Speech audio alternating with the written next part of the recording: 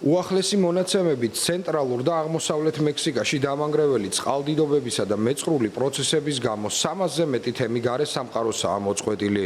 ათასობით სამხედრო და მოხალისე ამ დრომდე ცდილობს ჩახერგილი გზების გახსნას. ბოლო ინფორმაციით დაღუპულია 64 ადამიანი, ათობით კი დაკარგულად მიიჩნევა. ოფიციალური პირების თქმით, ქალაქებში მიყენებული ზარალის სრული მასშტაბი ჯერჯერობით უცნობია. სასო წარკვეთილ მდგომარეობაში ვართ. ჩვენი თვალით ვნახეთ რა ხდებოდა ჩვენს ქალაქში. დინარის პირას სახლები სრულად ჩამოიშალა. აღარც მიწა ვარგა. მთელი ქალაქი განადგურდა. არაფერი დარჩა. უხვი ნალექი მექსიკის დასავლეთ სანაპიროზე ერთდროულად ორი ტროპიკული შტორმის შედეგად მოვიდა, რამაც მდინარეებისა და ნაკადულების კალაპოტებიდან გადმოსვლა და მეწყრული პროცესების გააქტიურება გამოიწვია.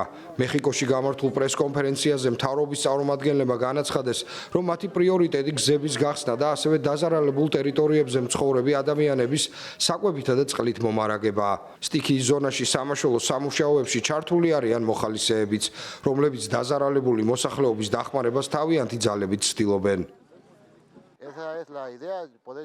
თემამდე მისასვლელად 6 ან 7 საათია საჭირო. ხალხმა უნდა იცოდეს, რომ მუშაობთ და მათთან მისასვლელად გზებს ვეძებთ. გვინდა გაიგონ, რომ ჩვენც შეშფოთებული ვართ მათი სიტუაციით და ყველაფერს გავაკეთებთ, რათა იმედი მივცეთ და თავი უსაფრთხოდ იგრძნონ.